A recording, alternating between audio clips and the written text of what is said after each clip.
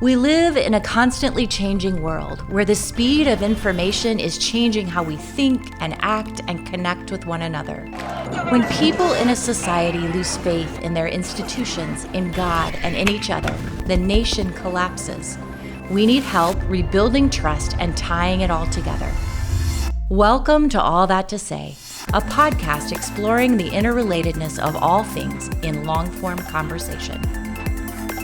Zach Szamara, National Director of Immigrant Connection, joins the podcast to discuss welcome and how a small-town church sparked a movement to serve over 11,000 immigrant families.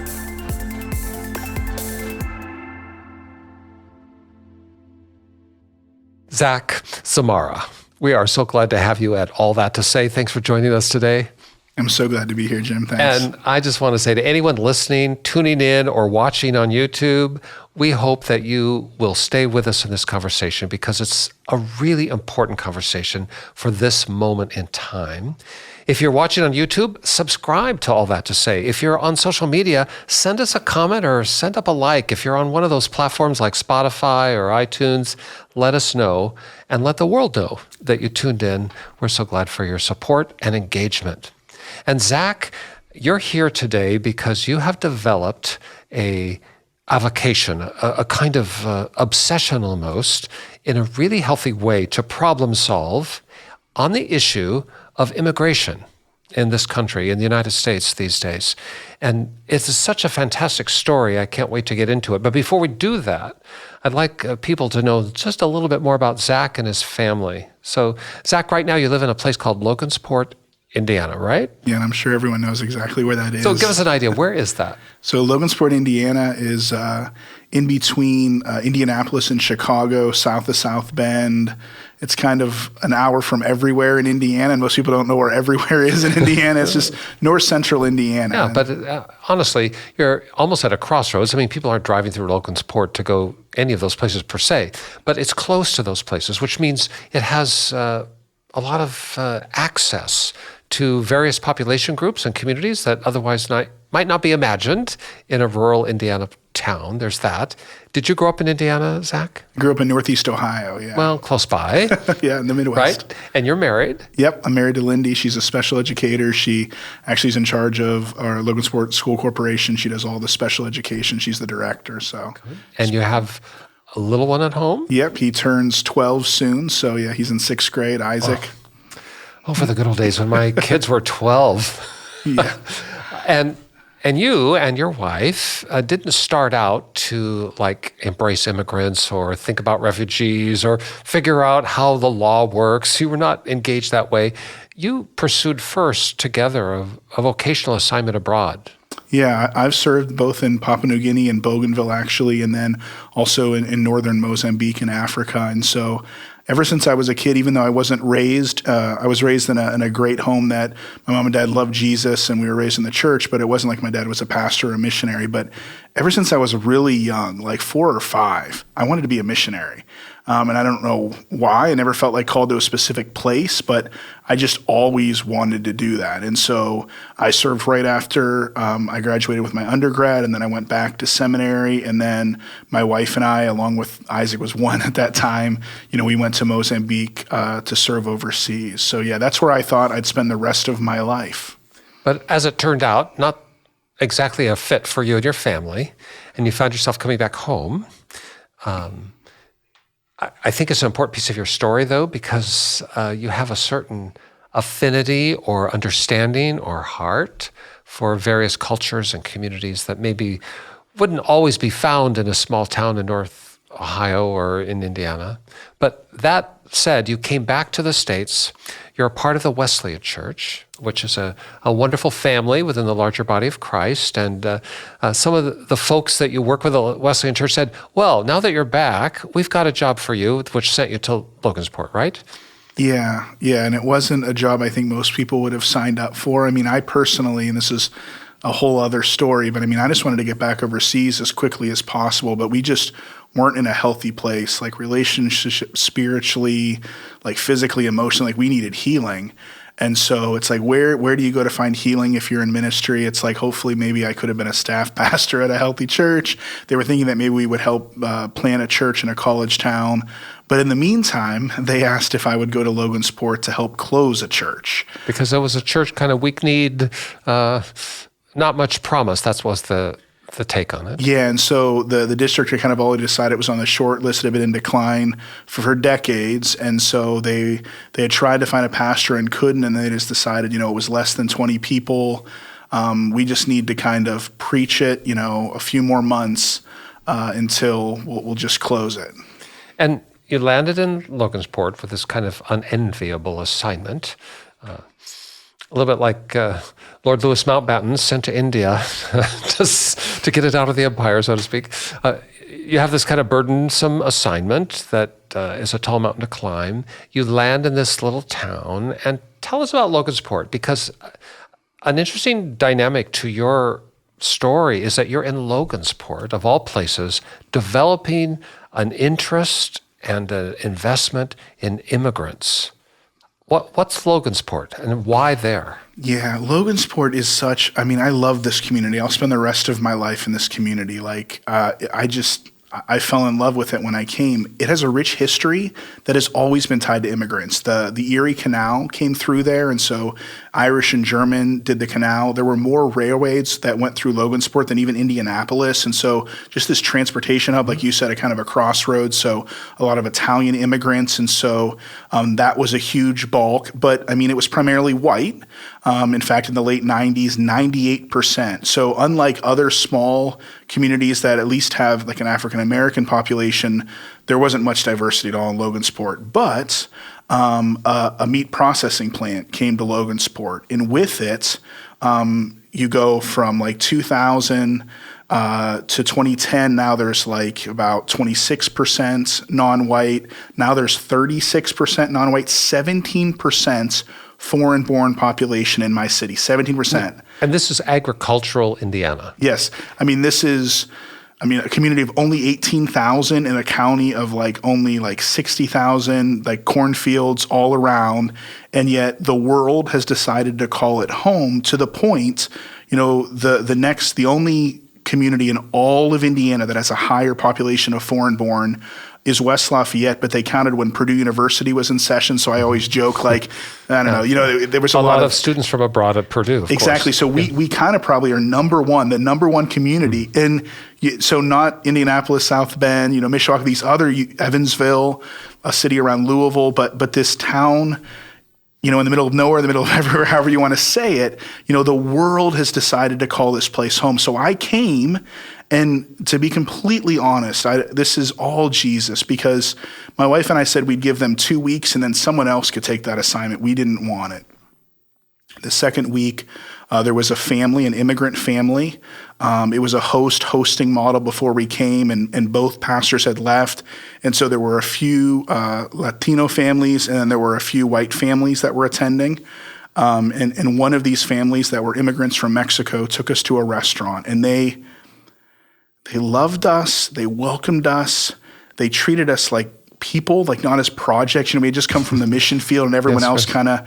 And even with their broken English and our broken Portuguese, because Mozambique was a Portuguese-speaking country, we felt loved and welcomed in a way that we had never felt before. And my wife, who at that time, the depression was off the charts, we got back in our car after having a lunch, and we were supposed to leave Logansport and never return. That was our second week. And I still distinctly remember, she looked at me and she said, "We're home." And it was because we were welcomed by immigrants. My passion for welcoming immigrants was because they welcomed you. An immigrant welcomed me, to Logansport, Indiana. Exactly. This is extraordinary, really. Yeah. And here you've described a community that has to have been through some stress in the dramatic change you've described. A monochrome, monolithic culture within the short span of less than 2 decades has been completely changed to where a third of the people are not a part of that original monochrome community.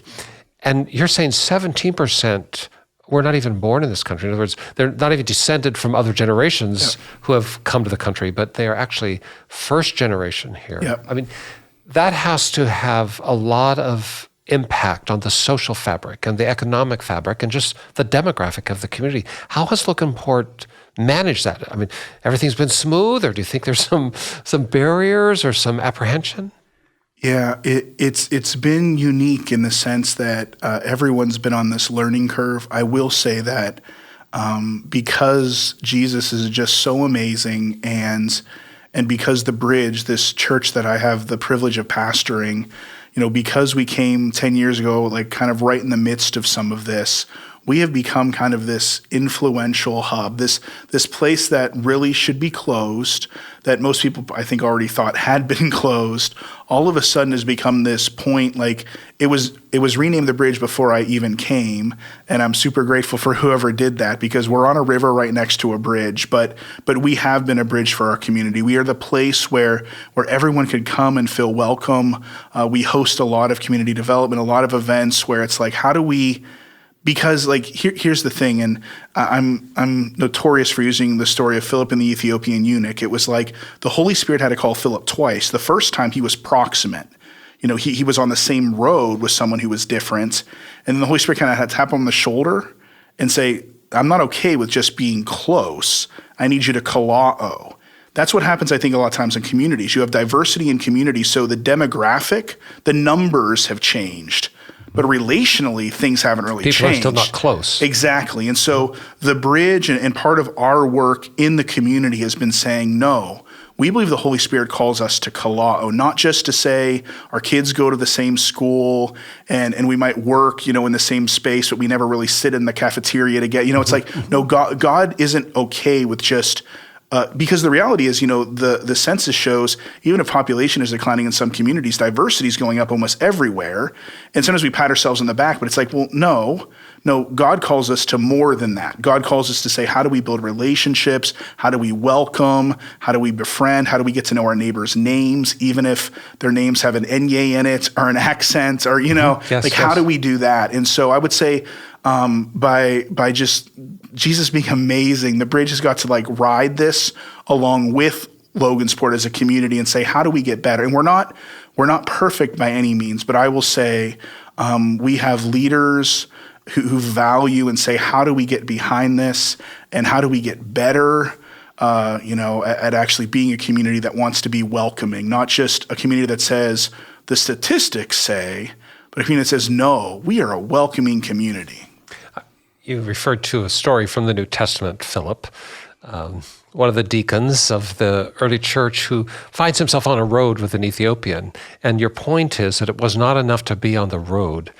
The Lord said to Philip, you got to get in the chariot with this guy who's riding down the road. You have to be close by. And I'm hearing you describe a scenario where your local congregation has become the bridge, a centrifugal force in helping the community come to terms with its new reality. It's not that you caused that reality. It's just that how do we maximize this reality? Yeah. And who do we want to be going forward? Welcoming. That all led to this organization you lead, Zach, called Immigrant Connection. And the name puts it right out there. This is about immigrants and connecting. How did that start? I mean, obviously it grew out of this congregation, which you had been sent to close, but something happened.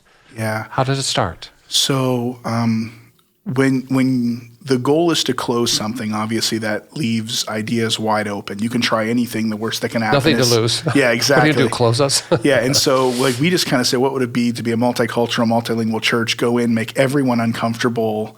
If it's truly multicultural, that means that even me as a white male pastor should be uncomfortable in the service I'm supposed to be leading. So we did that. And so we started building more relationships with immigrants who would attend. Mm-hmm. And time again, the question was related to, immigration, paperwork, forms, documents, driver's license. And once again, my training was missionary anthropology. I'm an ordained Wesleyan pastor, but like I come at things from a different angle. So my assumption was you don't always create things. Like on the mission field, a lot of it is saying, well, this organization, this NGO or this church does that well. Like not everyone has to dig wells because this group is doing that. And so my assumption was since everyone had the same question, immigration legal services, it was like, go there. And then there was no there. Like I said, the closest there was Chicago or Indianapolis, and people were spending thousands and thousands of dollars. And it was like... Because the cost of legal help in those places was over the top. Yeah, immigration attorneys are very expensive. It's hard to get in a lot of times because the need is so great. And then we found out in 2013 that all the way from back in the 50s, there's been this program in the Department of Justice that a non-attorney, if they would get training and experience, prove competency through passing a test, applying to multiple government agencies, but they would allow a non-attorney that was tied to a nonprofit organization to practice immigration law. And I'm an idea person, and I have lots of ideas, and so most of them need sorted through, and my wife does that, and she's like, these ones are all really bad. In that one, we joke, in 2013, Lindy's like, let's do it. It's going to help our friends. It's going to help these people. My first clients were the family that welcomed us. Wow. It was like, we want to help them. We want to return the welcome. And so she said, let's do that, thinking that we would help, a few friends. What's amazing about that story is this really this program got larger in the 90s when Reagan gave the ability for a lot more people to have access to lawful permanent residence or getting a green card. About 300, 400 nonprofits rose up, but they were primarily like parachurch organizations if they were involved with faith, or they were like ethnic organizations like, the Asian American community of Central Indiana or something.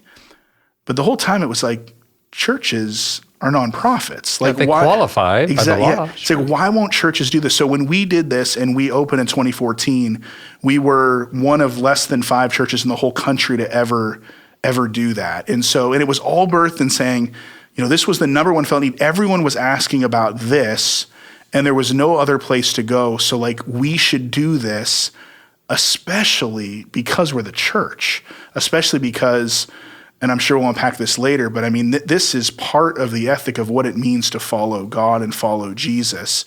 And that birthed this movement that has grown because what we found was immigrants now live in lots of places. I mean, you grew up in Seattle. It used to be like it was on the coast, big cities. It's like now we're talking about Logansport, like rural areas, suburban areas, middle of nowhere places.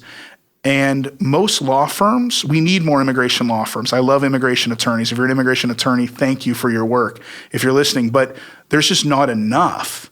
45 million, probably the census will say it's probably up to 50 million maybe immigrants live in our country. There's only about 15,000 immigration attorneys. There's less than 1,000 of these nonprofits. I mean, the need is great. And the only way this need is going to go to a place like Logansport, Indiana, is because churches go where people go, and so there are churches even in these small communities that have need. And so we quickly realized this needs to be more than Immigrant Connection at the bridge in Logansport. This needs to be something that churches do far and wide, all around, because this is a huge need and we need the church to step into it. And it's something that can be reproduced. Yes. I'm hearing you describe a ministry, an opportunity, an organizational model that actually is sanctioned by the federal government of the United States if you play by their rules, do the homework, the training. You can then become yourself, recognized yourself, your local church, your persona, as someone who has the legal and authentic expertise to help someone navigate immigration law in this country. This is not about helping people escape the law, but actually to work within the legal framework. Is that right? That's correct. I mean, there's very few things I can think of that the federal government says, here's something we want you to do as the church. You're a nonprofit, so you can get the training and then immigrants can come to you for you to navigate through this complex purpose. If you're confused and you're listening, one of the things to think about is like, at one time I was able to do my taxes myself. But at some point, tax law gets so complicated, and I'm not going to a professional because I want to escape that. It's because I don't want to pay $1 too much or $1 too little. It's like, will you help me navigate? Well, most people who understand law, immigration law and tax law are the two most complex in the legal code. And in the same way, most people can't do it alone. Even if you were fluent in English and you're well educated, it's just too complex. And so what we get to do when you're a legal representative is help people navigate through the law as it's currently written. It's not like sometimes I tell people, it's like not just because someone tells a compelling story that we just say, oh, in that case, here you go. It's like, no, we listen, we try to see, is there pathways? Is there any way to navigate? And if people have a pathway, we help walk through this complex system, fill out the forms, gather the documents and file cases for them. So let's just break down the model a little bit and how does that work? I mean, it all sounds like, wow. Let's say I'm recently arrived from Latin America. I am not in the country legally. By that, I mean I haven't gone through a process. I've somehow landed here. Maybe I have a friend or a relative or somebody, and they got me a job at Tyson's chicken plant in Logansport, let's say. I'm trying to figure out, how do I get to stay here? And there's 100 other stories behind me of why I'm here and why I crossed the border. That person can come to the Bridge Church where you are. And then what happens to them? I should say, they're not coming for a Sunday service per se, but they're coming because they've heard at that place they're going to help me. Yeah, and you bring up a point that would be really a sad one that we have to do. If someone has just crossed and they have what's called entering without inspection, first off, because Tyson uses E-Verify, they would never be able to be employed. Yes. But like when people like that come, we usually have to tell them the hard truth that under current immigration law, if someone entered without inspection and they don't don't have any relationships to a U.S. citizen or lawful permanent resident, that under current law, that makes them removable. And so in those cases, we kind of talked through the fact that there isn't a pathway. And then what we become is bearers of truth to say, don't waste your, there's a lot of people that will pray and victimize that and say, if you give me this much money, I'll get you. It's like, look, there's no way. There isn't going to be a way forward. And so we kind of talked through that. However, and depending on our offices in Logansport, we do have a lot of people that might be their story, and there's nothing we can do other than share the truth and help protect them from actually wasting money or putting themselves in a difficult situation. But other people come to us, and it might be that, hey, I've been here for years. I now have a green card, but I had to leave my 2 youngest children in Southeast Asia when I came, and I really want to be reunited with them. And we help file the paperwork. Or there are people who come and they say, I came as a student and, I overstayed that visa, but I came in with status and, now I fell in love and I'm getting married. Is there anything I can do? And there's a way forward for those. And so what all of our representatives do in churches is we listen to all the unique stories, and then we try to see what are the pathways that they might fit in. And like I said, depending where our site is. If our site has a lot of refugees have clear paths forward. Refugees come with lawful status, and then they can go from refugee to a lawful permanent resident to a citizen.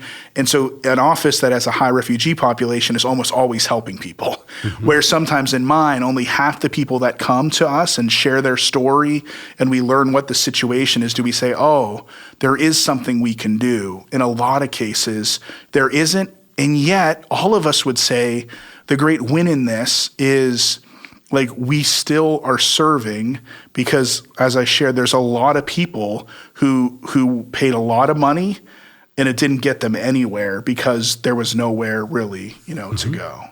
And I'm hearing you say then that you actually will talk to anyone and tell them the truth. Yeah, very much so. And do so at a cost that's accessible. Yeah. And for those where you identify there is a legal pathway, is that really a crowd of people? That there are people in our country who have actually a pathway towards legal residency who may somehow have missed the boat or have not filed the appropriate paperwork or whatever. They're in danger then, as it were, under the law. And that's really the place where you can help bring to a happy outcome. Yeah. And we help. I mean, I think sometimes people often think when it comes to immigrants, so 45 million immigrants in the country, the census data will make it probably more. 23 million are already naturalized U.S. citizens.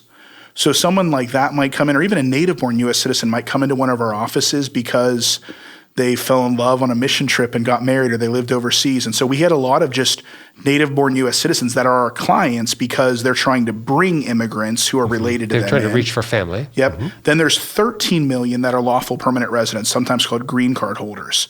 11 million of that 13 million are eligible to naturalize. So often they come in and they say, I need to renew my green card. And we're saying, can I talk you out of that? I think it'd be much better if we help you. And usually they're afraid of that interview because it is complicated and there's these questions. To become a naturalized citizen. Yep, and we can help them become a citizen. Then there's about 2 million that we call it temporary lawful status. That would be like the dreamers. And so we helped when our office was open, and we helped a few hundred students get this temporary status. It isn't a pathway to citizenship, but it lets them get a driver's license, get lawful employment, go to college. We helped a few hundred people do that. That was like amazing. And then there's about the 11 million that you talked to that are undocumented. Either they had status and they overstayed it, or they just crossed. And what I often share with people about Immigrant Connection is mostly when we say immigrants in our country, just because of the news cycle and how it works, the picture we paint is undocumented or unauthorized. And the reality is the average immigrant has status. And we're just helping them keep status or move forward in the status or reunite families. And yes, a lot of Immigrant Connection's work is also someone that has no status that says, is there a way for me to do it? But that's just a part of our work. There's a much probably greater work in reuniting families and helping people that have it not lose it, renew it or move forward in the process, if you will. And so that was one of the things, you mentioned early on that this is now like my life, my vocation, but I had no idea that. I mean, if I would have closed my eyes even 10 years ago and you would have said, think of an immigrant, I would have had this one story, this one narrative that is, probably someone from Central America that crossed the border, to get a job or whatever. But it's like then all of a sudden I've realized like our offices have served like over 130 nations of origin. And in Logansport. And so it's like, how does that happen? And everyone has this unique story that we can help. So, I mean, I know, Zach, that there's been a lot of just numeric testimony about this. How many people do you think Immigrant Connection has actually helped, and in what ways? Give me some numbers. Yeah, so at least over 11,000 families. And so that'd be a lot more than just 11,000 because usually it's not an individual. It's a household. It's a relationship. And so, out of that probably over 1,000 we've helped become naturalized U.S. citizens. And we joke that, sometimes around where our sites are, especially in a small town like Logansport, we helped so many more eligible voters come. We could have swung an election like in our community just because there's more people that are now eligible to take part in that. We've reunited about 900 families. And in that, like, the amazingness of getting a front row seat of that transformation of like being around, like if you're a parent listening, it's like imagine not being able to hug your kids for years. And some of our offices have like driven their clients to the airport when that reunion happens. I mean, it's just amazing to get a front row seat at that. So we've helped reunite families.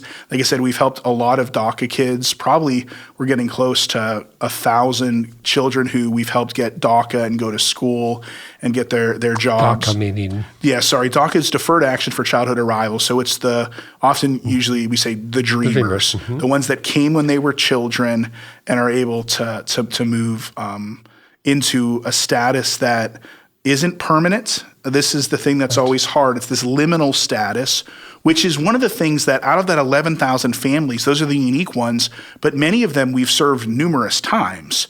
So like most of the people that have come to me that are dreamers, I help file their initial and I've helped renew it twice already, or they'll get married and then like we'll do a marriage-based petition. And so a lot of these people, and this is why it's such an amazing ministry in a church, is it's sustainable, it's healthy, you're building capacity. And I can't think of any other ministry where you meet a stranger and within 30 minutes, you know their whole story. And then you get to join that story and walk with them, because no immigration process takes shorter than months to years. It's always a long journey. Yeah, and so you get to walk with people, and I can't tell you how many times where they had an approval and then they had to go through like the consulate in a foreign country to come in with a visa, and someone like I've only known them by a picture, and they'll bring them into the church for the first time and say, this is my husband or this is my father. There was one time I've shared that there was a man from the Dominican Republic, and he had filed for his parents and his adult children and his grandchildren. And we had 4 generations of a family for the first time reunited in one place. And I got to just sit and watch and say, I got to be a part of this. Yeah. Like it's pretty phenomenal. There's so much to explore here. Zach, I want to ask you to clarify first some of the vocabulary, because we talk about immigrants and sometimes we talk about refugees. How would you describe that? Are those synonyms? Are those different categories of people seeking residency? Yeah, so an immigrant, by definition, is anyone that was born not in the United States. So we use foreign-born and immigrant. So if you're looking at census data, for instance, they don't say immigrant population, they say foreign-born. Okay. But immigrants fall into a variety of categories. One of those categories is a refugee. And what it means by a refugee is declared a refugee by the United Nations High Commission on Refugees. It means they have fled their country because of persecution, but not just general persecution. And it's not fleeing because of natural disaster. It's persecution based on them being in a social group. So it might be because they're of the Christian faith in a country that persecutes Christians. Or it might be that they're a certain ethnic group, for instance, like Burma and Myanmar, like if you're Korean. And so if you had to flee, in how this works in the United States is, you're usually in a refugee camp and you're vetted for over 2 years. Abroad. And then a refugee comes into the United States with status. So they come in with lawful status and they're resettled in a community, and we try to get them rooted. And within a year of coming as a refugee, you can actually adjust status and become a lawful permanent resident or get a green card. So right now, for instance, much in the news is the crisis in Afghanistan. Yes. So we have this comprehension of tens of thousands of Afghans evacuated from their country in a queue, many of them hoping to come to the United States. That's what you're describing. Yeah. They would actually be processed or screened outside of the country, generally speaking, and then get here in a lawful process that is stepped in several ways. And those that know the details, like the Afghan situation is unique in the sense that it's a lot quicker than how other refugee processes work, but they're in that humanitarian category of saying if they stay in their home country, they will be persecuted, not just because there's general violence, but in this case, because they helped the American military. They're fleeing, and so that they would come in with this special humanitarian status. The other one that's humanitarian that often people get confused are asylum seekers. And an asylum seeker, it's the same definition. You have to prove that you were persecuted because of a social group. But it's not like you're vetted before you come. Asylum seekers is what's happening at our southern border, for instance. People are coming saying, I have been persecuted, and so I'm fearing for that persecution and so do I get a chance to make that case? And if I make that case, I get to stay.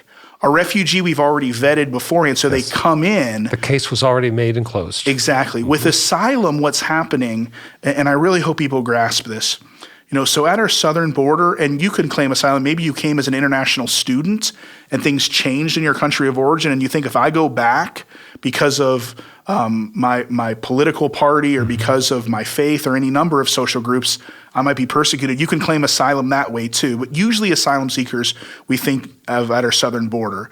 So they come, and the first thing that happens is they're given an interview to say, do you have credible fear? Like if you came, you'd say, I'm Jim, and here's why. I'm turning myself in and saying I want to find refuge here in the United States. And about 90% of the people, they say you do have this fear, and so they allow them to come in, but they're coming into a court process.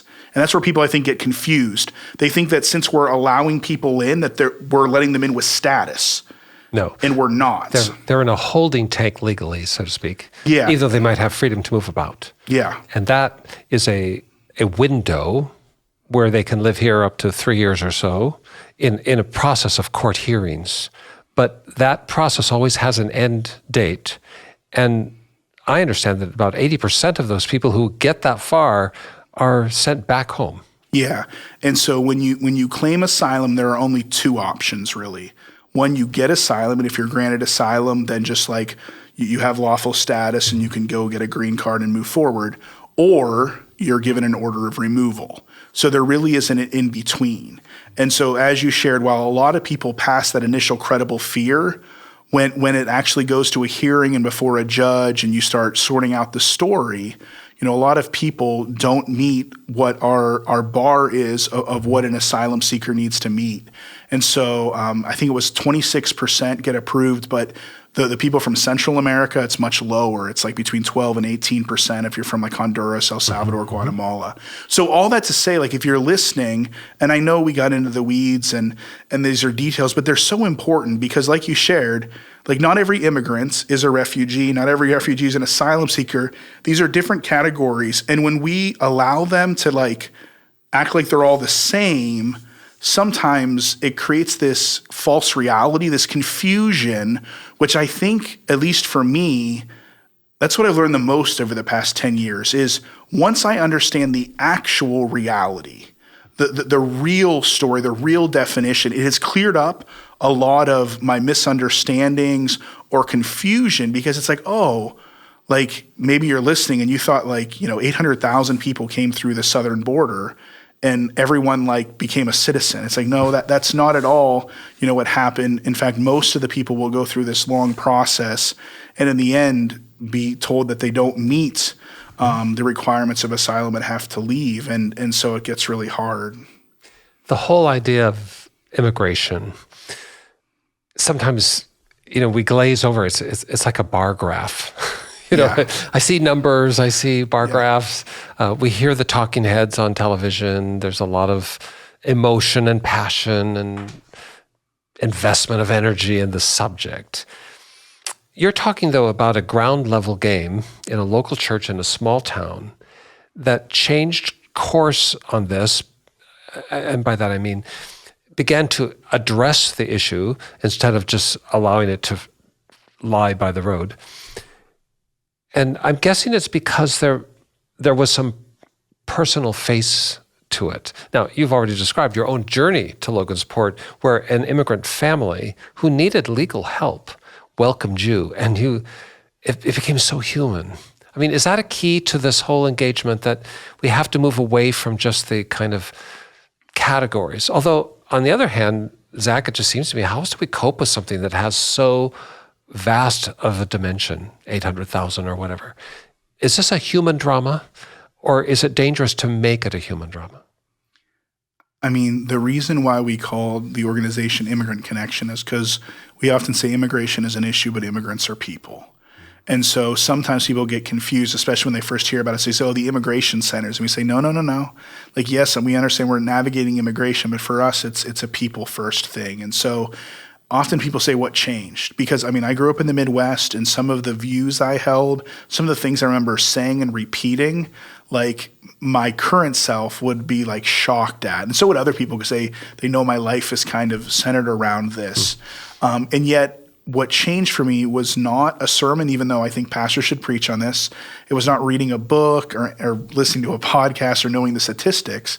It was a table, right? The power is in the table. It's the most powerful place we have in any community. And it's like once you sit across from a table, and we've seen this time and time again with people who are very opposed to immigrants, then all of a sudden, they meet their first immigrants in a way that becomes like a personal relationship. Their kids play together, they work on a project together. They end up being shoulder to shoulder at a factory. Then all of a sudden things change because you hear all of this talk and then you see this face and you say, but that's not that story. And so, for me, part of Immigrant Connection, like you said, is saying, yes, we're all about providing low-cost immigration legal services in under-resourced communities through churches, but we also care just at a very root level. How do we get more people connected with more immigrants? Because that's how things really change, is when you have that like relational, knowledge. In the polarity of our time, Zach, it seems like there's kind of like two ends of the political spectrum that both get worked up about this subject. Yes. What is it that conservatives need to understand that they don't get? And by conservatives broadly termed, a kind of framing of a political view. What is it they need to know that they don't understand? And at the same time, what do progressives, people on the other end of the spectrum, need to know that they don't get? What would you say? Yeah, so I think when it comes to conservatives, I really think we need to take a second to really just do a brief flyover of the history of immigration in our country. What I found with many people in the conservative camp is we, myself included, we romanticize our immigrant past, have a tendency to villainize the immigrant present. And we say, like, do it the right way, get in line like the rest of us. And so what you'll learn is we had pretty open immigration till the 1880s. And then all of a sudden we started having some federal immigration policy. But even back then, when you came to the country, you came lawfully. All you had to do is be here. Just you were show lawful. up. 5 years later, no test, no knowing English, no payments. You went to any court and say, I'd like to be a citizen, and they swore you in. And so that used to be the line. 29 questions at Ellis Island, you have $25, you say you're coming to work, you come in lawfully. Then there's some stains, if we're honest. If we would honestly look at immigration in our country, we'd find that in the 1920s with the national origins quota, like we were scared of the diversity that was happening in our country. And so we said, this is 1920. We said, let's look back to the 1890 census and let's allow quotas of people. So primarily from Northwest Europe. We didn't like Southeastern Europe. Let's let them come to be a part of our country. And so if you were from the right place, once again, the line was relatively easy. You came in, you were lawful. 5 years later, you could become a citizen. And we excluded people. Like what I think is quite unique, and I don't want to get on a side rail, but like we often use the poem on the Statue of the Liberty, written 1883, put up in like 1903, give me your poor and your tired. At the same time, the immigration law said we want to keep out anyone that's likely to be a public charge. Like the poem says, give me your poor. Our policy said, actually, no. We'd like a certain type of person and really not that type of person. But that's kind of how it worked all the way through our history. And then all of a sudden, in 1965, that's kind of the Immigration and Nationality Act. That's what we live under now, which, by the way, pretty crazy that like we're still living under that from 1965. We really haven't updated it. But things changed and it started saying like how you arrived mattered. There started being fees and forms and tests and interviews, and all of a sudden the line changed drastically to the point, here I'll get to it for conservatives. Here's my point. My grandparents immigrated from Poland and Slovakia. So my dad's a second generation, I'm a third. If they would come right now under the current framework, they would be undocumented. And yet if some of my best friends who are currently undocumented came when my grandparents came, they'd be U.S. citizens. And I think for me, that's the shocking thing to realize is that systems have changed. Somehow we think, we romanticize the past, and the future, and it's like, well, no, the reality is the system, no matter where you are, is broken. And there is more understanding once you understand that, because I think most people think, well, my grandparents did it, like, or my great-grandparents, so they just need to do this. Dues. We've paid our dues. Why can't they? Exactly. Yeah. And then all of a sudden you're struck with the reality of saying, if your ancestors, who you are rightly so proud of, who made that journey, came now, it would not have ended the same way. And if people today that we are so quick to call out, if they would have come, and so there's that difference. For progressives, I think what is unique, and this has been, so 2 years ago there was a study done, and what they found was if you kind of divide the country, there's kind of four thoughts on immigration and immigrants. About 23% of people are pro-immigrant. They don't talk about the border at all. It's just, we love immigrants. Immigrants are great. Then there's about 35%, that's the biggest group, that are pro-immigrant, but you got to talk about the border. Mm-hmm. Then there's about 16% that say we're pro-immigrant, but the border is what needs to be talked about first. Then there's about 25% that are anti-immigrant. We just don't think immigrants should be here. Then we gave 20 topics: the military, taxes, climate change, healthcare. What we found was the people that are pro-immigrant, they ranked immigration 13 on that list. People that are pro-immigrant, somewhat border, it was 10. If you were all border or anti-immigrant, it was a number one issue. So I say all that to say, I think for most progressives, the reality is they say they value immigrants and they're pro-immigrant, but they value a lot of things. Yeah, it's really down the totem pole for them. Exactly. Yeah. And so there's very few people that they would say, oh yeah, I support Dreamers or I want to see change, but it's just one of many things. And so it kind of lacks the clarity. I mean, I think one of the reasons why it's kind of used as a political football is it matters to one group, but the other one might pay it lip service and it doesn't mean. So it's like, I think sometimes when it comes to progressives, first off, the reality is there obviously needs to be, like, rule of law is important. But I would say to people who fall into that camp, a lot of times, practically speaking, we say it's a value and it's a thing that we care about. But there's not really a depth of engagement. Exactly. There's more engagement on the other end, which is something that I hope changes, especially. Well, the crisis that we face, and there is a crisis in the sense of the flooding of borders around the world. We live in a world that's in transit. And of course, in the United States, there's a lot of magnetism, a lot of hope, if I could just get there. And the crisis of how do we manage that and what do we do? Are there any guardrails? I mean, the whole thing is so complex, it seems. You've been able to reduce it to a person at a time. Mm-hmm. But even with that, many of the people that you see can't navigate. You don't really have a way for them except to say, be better with your suitcase, I guess. Yeah. I mean, what's the answer? How would you frame it for someone? Or maybe it's one of those things that we can't look at it so comprehensively right now that what I can do is right now person by person. Yeah, I mean, I'm glad that I don't have to come up with a full plan to put in place tomorrow, but I think there are some things that are key. We said, even when we changed from the national origins quota where it was about where you're from, we changed it to say it's about families. That's what it was, a family preference category. So if you're a U.S. citizen, you can apply for your spouse, your children, your parents. If you're a green card holder, your spouse, your children. And that dramatically changed the geographic draw, didn't it? Yeah, exactly.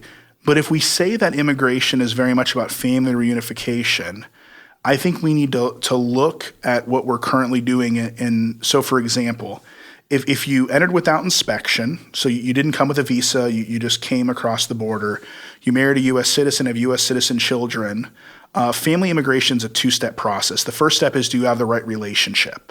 So someone's sitting in my office, I'm like, you got the right relationship. You're married to a U.S. citizen, you have U.S. citizen children, like you're a family unit. So the way forward is, are you admissible? And because they didn't come in with a visa, they'd have to go back to their country of origin, that makes sense, and then come in with a visa.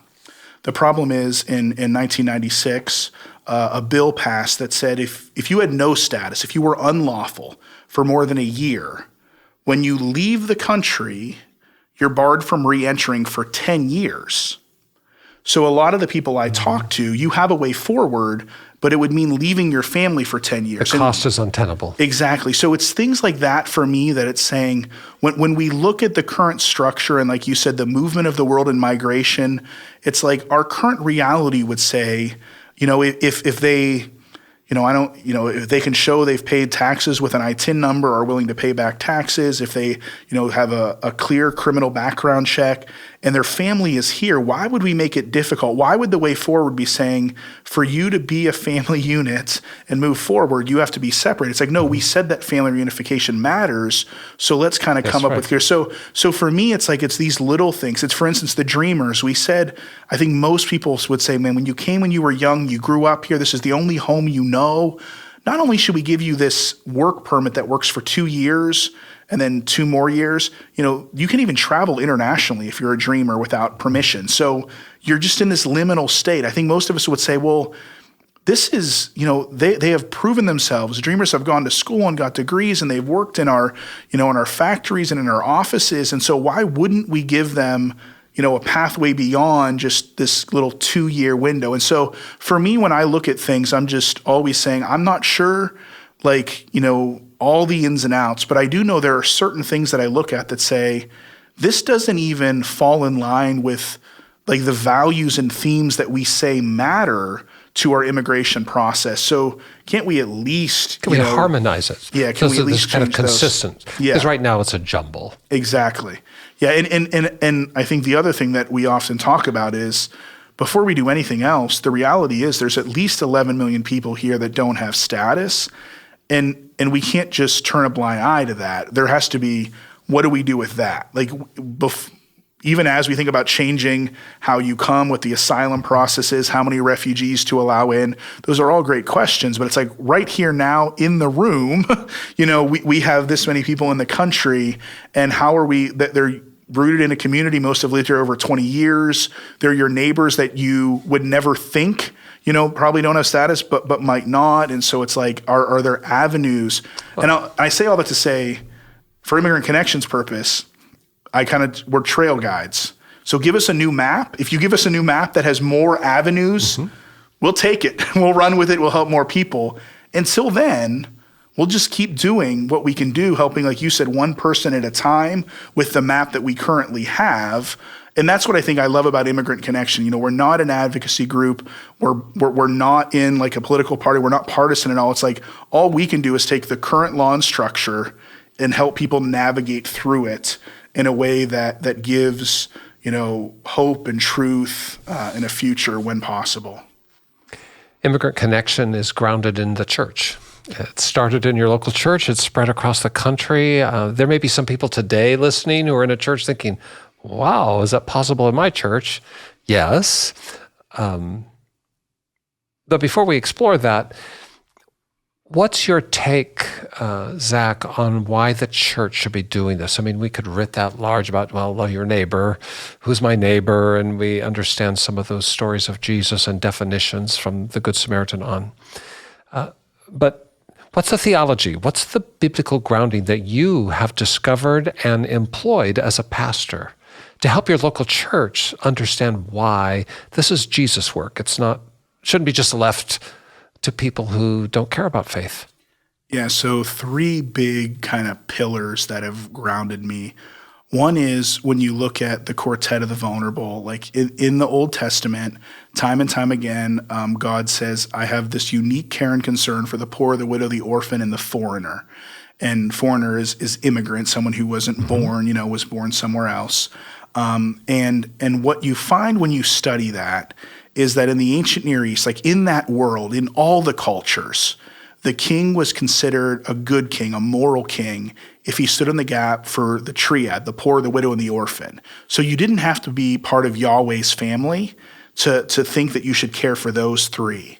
But there's this unique thing that God does where he calls his family and says, there's this other group that everyone else is going to think is a threat, is dangerous, is a burden, and I want you to love them. Deuteronomy 10, I am the God of gods, the Lord of lords. I show no bribery. I can't be bribed. I don't have favorites. I provide for widows and orphans. I love immigrants so you should too. And I love that because it's, I have all these questions, why? It's like, follow my lead. I'm just going to do this and you follow me. And what you're saying is that was a unique definition for the ancient world. Very much Only so. the Hebrews were actually charged with this. Yes. And more than a feeling, if you read the Old Testament, you'll find that it's tangible. It's saying they deserve a fair wage, just like native born. They deserve Sabbath rest. They should participate in festivals. You shouldn't treat them differently if they committed a crime. There's like all these things equity. that, exactly. It's like, this is how your love should look. Then when you come to the New Testament, the two big ones for me is obviously Matthew 25. This isn't, I think sometimes I get confused when I remember when I've heard this taught before. It's when at the end of the age, they separate the sheep and the goats. We think this is like individual judgment. Like, what is your acts of charity? Like, how have you helped? But it says that he brings together ethnos. He's bringing together people, like communities, societies, local church communities. And he's saying, I'm looking at you as a group and saying, how did you care for these? And one of them, we say, and you know this, like sometimes language just lacks. And so we say when I was a stranger, but it's xenos, which is when I was a foreigner. So sometimes when we say, Jesus says, when I was a stranger, you welcomed me, we think, oh yeah, that was like, I didn't know that guy who looked like me. Around the corner. Exactly. Yeah. And yes, love them too. But specifically, Jesus is saying, how do you as a group? And I don't know how big ethnos is, but for me, it's like I ask, like, as the Bridge family, as these couple hundred people who call the Bridge their home, how well are we welcoming Jesus? Because we welcome Jesus when we welcome, the poor, the marginalized, and the foreigner. And that, once again, very specific. And it's a really important point, Zach. You're explaining, you're unpacking this famous passage in Matthew's gospel where Jesus is talking about the end of time, the end of age, the judgment day. Famously, I was sick and you cared for me. I was naked, you clothed me, and so on. But while that is generally understood as a specific and personal calling, you're reading it as it's a community calling. And I need to be sure that the community of which I'm a part is living up to this. It's not just about me sending $5 to Immigrant Connection. And that's so important. I think you just articulate so well, because I think we let ourselves off the hook because we say, here's all I've done. And then the question is like, but how about the system? How about your network, your friends and family, your church? How are we doing this together as a group? How well are we welcoming immigrants? The final one that I always come to, and once again, it's kind of a language thing, but if you're, just like the Old Testament says, if you're part of Yahweh's family, if you're a Hebrew, you have this unique call to also add foreigners to the group. The writers of the New Testament, Paul, Peter, the writer of Hebrews, when they say a leader in the church, so whether you're deacon, whatever you want to say, pastor, a leader in the church should have these characteristics. One of them, we've kind of lowered the bar to say, if you love people, if you're an extrovert, if you have the in-laws in your spare bedroom, if you host Thanksgiving, we say that's hospitality. Biblical hospitality is a much higher call. It's philoxenos, philo, Philadelphia, love, xenos, once again, foreigners. And so in a way that like blew my mind when I realized this, I realized that God was calling leaders to this very countercultural, because this isn't, I think people forget, this isn't something in the United States in the 21st century. This idea of like immigrants and how we should care for them, migration is all of time. Every culture in the world today and historically in the world has struggled with, what do we do with these newcomers? What do we do with these people that speak different languages, eat different foods? Well, aren't like us. Yeah, exactly. And what Jesus says, what the leaders of the church say is like, if you are going to be a part of my team, this should be this amazing gospel kingdom trait that will set you apart. And Jim, I have seen this time and time again, that because my life is marked by saying, I will be someone who loves immigrants, I get to have so many gospel conversations of like, it's like, this is kind of strange. Like, why do you lead with like blessing, not burden? Why do you lead with like open hands instead of closed? Like, why is this? And it's like, this is Jesus in my life. I'm just following him. He has called me to have this trait. And both with immigrants and non-immigrants, these conversations come up all the time. And I think that's one of the things, once again, the mark for the Hebrews and then this mark for leaders for Jesus, that it's like, the reason why I want you to have this characteristic is because it's me in you. You can't explain this on your own apart from saying, I didn't used to be this way, Jim, at all. And yet, Jesus has done a profound work in me. He welcomes me as an enemy and an outsider. And so he's called me to follow in that. He said, you don't need another reason. You don't need to love immigrants because, they're good for their workforce. They make amazing food. Right. They're really good. It's like, no, just follow my lead. I love them. You do too. You don't need anything else. Just follow my. And so those things help me at least be really rooted in the whole arc of Scripture, saying this should be something that every church should be about. Like, every church doesn't need to open a legal office, but every church needs to welcome immigrants. Needs to have a culture of Jesus in it. And so again, fascinating your exegesis of the term hospitality. Yeah. To essentially break it down to be, it's about loving foreigners. Yes. That's the Greek roots of the word. And that does expand it past my in-laws. Yeah.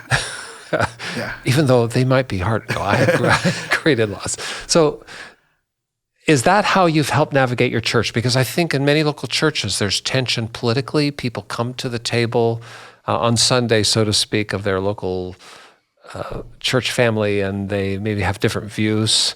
Some are, walls up, no way, done with that. I love everybody in the world just as long as they don't move to where I live. That sounds like over the top, but I mean, that's kind of a condensation of a particular extreme view. Alternatively, you've got people who have no boundaries in their sense of things. I mean, is this the teaching that helps overcome that? How do you thread that needle when you're leading a church to a place where you've landed? Yeah, and I think it's important to realize, at my local church, I have people who are, as far as like from a political persuasion, as far as you can get from each other. And yet they worship side by side. They love Immigrant Connection. They love immigrants. And so it's not like we're not converting anyone to like a political ideology. We're just trying to root their thing and saying, before you think through any other lens, think through a biblical lens. And what I have found is, obviously, since this is so clear to my heart, if you're looking, people always say, well, Pastor Zach, like, I'm a pastor. What text do I preach from? And I'm like, you can really choose any text. Like, it's all over. Exactly. It's like God's people have always been on the move. And so once I learned that, it was like, there's usually not a Sunday that goes by that we don't like get to be able to share this theme that, hey, by the way, did you see this in there? Like we just said, Philip and the Ethiopian eunuch, like Peter entering the home of Cornelius, like that was outlandish. Jesus sharing the table with people that you should not share the table, And so I think as long as and I think that's really a part of our identity as people who love the whole of the gospel, that like we share that often. If someone's looking at like, you'd say, man, I'm in a very, a setting that if I bring this up, I might not be the pastor next Sunday. I have found talking honestly about Samaria is very helpful. I think, Samaria is that thing that makes us uncomfortable. The Jews bypassed it, but Jesus chooses to go to it. It was the other. Yeah, and then being honest and saying every group has had Samarias. Like, what might ours be in this community? And my guess is, it's more than immigrants, but immigrants is usually one of those Samarias that it's like, it makes me a little uncomfortable. Like I kind of view it like it could be a threat. Like if I don't have to, if I could avoid it, I will, and just being honest about talking about like, and yet it seems like God calls us specifically not to talk about Samaria, but to meet Samaritans and sit with them and talk to them. And so sometimes I feel when I talk to people, like that's the one that snuck up on me. I was someone like who served in the far parts. I had served in Jerusalem and Judea, and I realized I had this big blind spot. Like 10 years ago, I was like, man, I have avoided Samaria at all costs in my own life. And then all of a sudden God called me to a Samaria, and then I was like, man, like there's a lot of amazing things that God's up to in Samaria that I can join him in. And so sometimes that pushes down the defenses, because if not, people are like, that's not me, like I don't hate it, and it's like, right. It's just like this is something all of us kind of have that Jesus might be calling us to push into. And then the wonder is, and this, Jim, because you have a view of not only the United States, but the world. And the reality is the church, like that harvest, that was when Jesus says, there's this unique harvest, my disciples, this harvest that you don't have to work for. It's already ready. We just need workers. That's a Samaritan harvest, right? Yeah. And so like what I found at the bridge was people were like, well, how'd you revive your church? I'm like, I didn't do anything. Jesus had already been working. I just offered welcome, and then all of a sudden the church, like, and not every church I know resurrects, but that's what happened to ours, and I didn't have anything to do with it other than just be an eyewitness of resurrection. It was like, because there was this harvest already present in my town, waiting for someone to say, you're welcome. You can come, sit at the table. And it was like, I didn't really do anything other than God had already been at work long before I came. And I said, I'll be one of the workers in the harvest. That's easy. Well, I mean, come on. I'll say what you are modestly skirting, that the progress of the church called the Bridge in Logansport is in no small part consequent to your willingness to take the dare. And yes, the harvest was there, and you have helped organize the workers, so to speak. Yeah. But what we haven't just said out loud, let's just make clear, the church that you were sent to close now is flourishing. Yes. And in a small town, it's become a very big and important piece of the whole community, and its witness, not just in the Immigrant Connection, but its witness of Jesus, the welcoming Jesus, is deep and wide, Zach. And that's one reason I'm so glad to have you, and all that to say is just to help inspire all of us to think about what we might do. As you were talking, I was thinking about some of my own prejudices and my own, challenges of stretching and growing. I think all of us have room to grow. And when it comes to my relationships with the world around me, I wonder, I spoke for other people when I said just a few moments ago, well, they're not like us, because that's kind of the meme, isn't it? I'm glad for those people to be in their place, not my place, or they're not like us, therefore our welcome is for people like us. I mean, at so many levels. I've been a pastor. Church can be like that. We like more people like us to build our church. It's much more stretching to have people who are not like us. But as I even came out of my mouth and I've been reviewing it in my head, I'm thinking, whoa, wait a minute. That's so like off the mark. Everybody is like us. Every person created in the image of God is like us. I've traveled a lot abroad, and again, Zach, as you were talking, and we talked about the Judgment Day, and we all have this kind of like image of what that might be like. Fuzzy for me most of the time, but still, there's a crowd of people, and there's Jesus, and there's kind of a question and answer test. I think about traveling, and you come into a country, and there's always immigration lines, and the lines are demarcated, aren't they? Like passport holders. Yep. If you're going to Europe, EU passport holder, and so on. And I was thinking, when it comes to entering the kingdom of heaven, there really isn't any demarcation of the lines, is there? I mean, everybody can get in the line. And it doesn't matter what passport you carry. And our churches sometimes have placed passports ahead of that kingdom truth. You're engaged in helping the church, the community of Jesus people, followers of Jesus, come to terms with what we can do in the here and now. Yeah. And it's so amazing. I have to say, Zach, I'm looking at you, I'm your father, I'm the old man, but hey, we've got some things going in common. Like, we're both here in Indiana. Yep. We're white guys. Yeah. It might seem like an unlikely character, Zach, to become this voice, this advocate for engagement in a world where most people who are in that immigration queue don't look like us. Does that ever strike you? Or does it matter? Or do we have some extra work to do, those of us who are already here, in helping others understand? Yeah, I mean, it strikes me often. Often I'll be asked to speak in my community, region, around the nation, and, I'm speaking not as an immigrant, but like for immigrants. But I'm a white male, and I recognize that. I think one of the big things that I have learned is we need to talk about this, even as native-born people in the majority culture. We need to challenge one another, encourage each other in this. One of the things that I was challenged with early on when I started befriending immigrants was that I realized I was in a vacuum, that when I looked as a pastor, most of my books were written by white Western men. Like almost every commentary I pick up was that. Most of the movies, like if I'm on Netflix and it happens to be like it looks good and then it has subtitles, I'm like, turn this off, And that I found that like I was in this vacuum surrounded only by people just like me. And someone challenged my family and said, what if every 5 at least you mixed it up?